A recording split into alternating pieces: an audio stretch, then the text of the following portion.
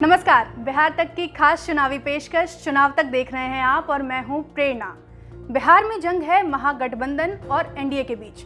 तो इस कार्यक्रम में हम आपको बताएंगे कि नीतीश कुमार के नेतृत्व वाली एनडीए और नेता प्रतिपक्ष तेजस्वी यादव के नेतृत्व वाली महागठबंधन में आखिर क्या कुछ चल रहा है। साथ ही कुछ खबरें होंगी बिहार विधानसभा चुनाव से जुड़ी हुई और अंत में होगी चुनाव चिरैया यानी बात नेताओं के ट्विटर की। तो सबसे पहले आपको बताएंगे कि एनडीए खेमे में आज दिन भर क्या कुछ घटा। लगातार सुशांत सिंह राजपूत और कंगना रनावत के सहारे विपक्ष पर हमलावर रहने वाली बीजेपी को अब एक नया मुद्दा मिल गया है। रविवार को रघुवंश प्रसाद के देहांत की खबर आते ही पूरा आरजेडी परिवार शोक में डूब गया। नेता प्रतिपक्ष तेजस्वी यादव से लेकर तेज प्रताप यादव ने जहां इसे अपूरणीय क्षति बताई, वहीं विपक्ष के नेताओं ने भी दुख जताया।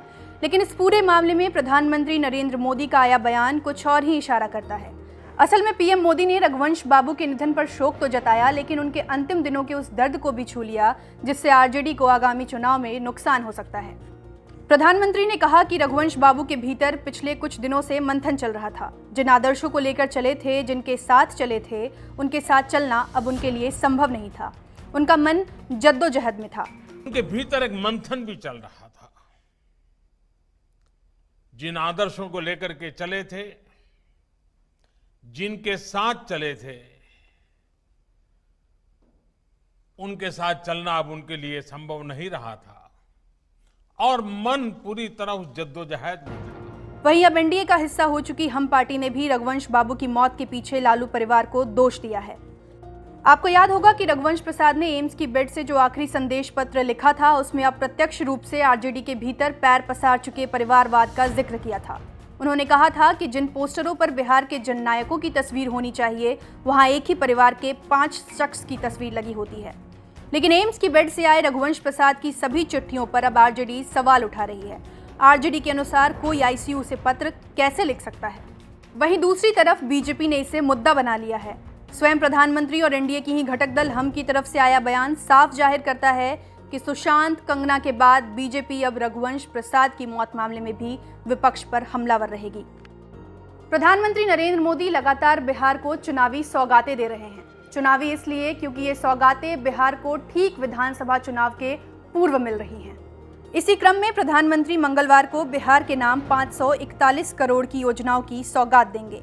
प्रधानमंत्री नरेंद्र मोदी मंगलवार को पटना में नमामि गंगे योजना के तहत बने सीवेज ट्रीटमेंट प्लांट की शुरुआत करेंगे। इसके अलावा अमृत मिशन के तहत सिवान छपरा में 24 घंटे पीने के पानी की सप्लाई की शुरुआत की जाएगी।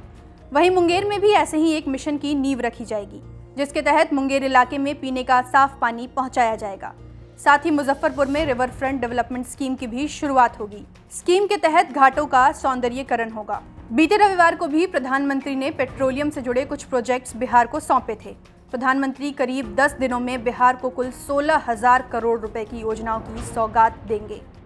अब जानते हैं कि महागठबंधन में सोमवार के दिन क्या कुछ खास हुआ।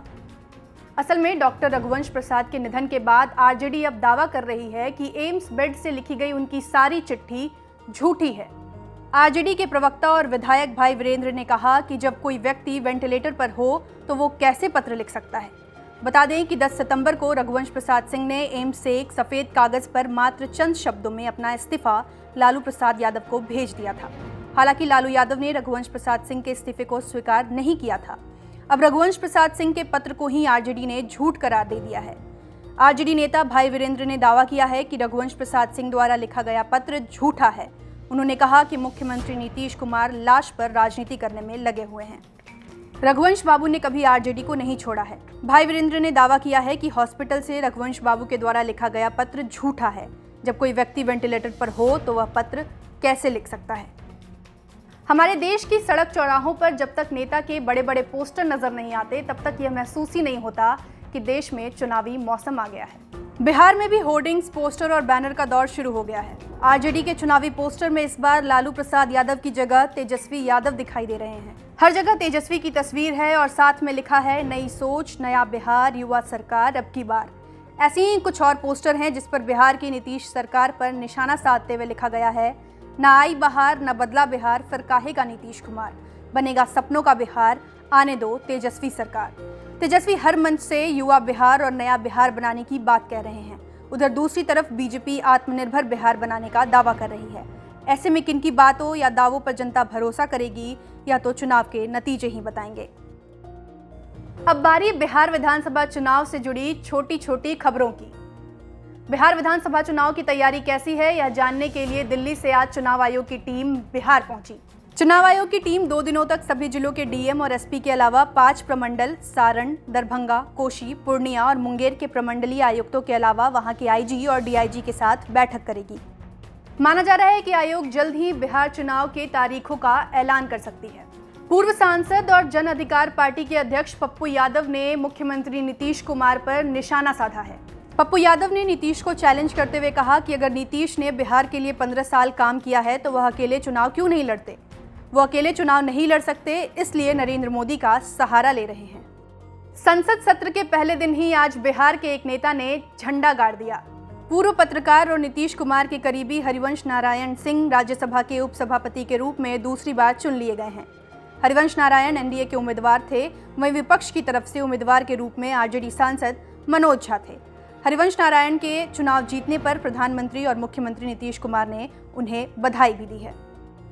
तो बढ़ते हैं अब कार्यक्रम के आखिरी सेगमेंट की तरफ और बात करते हैं चुनाव चिरैया की, यानी नेताओं के ट्विटर की।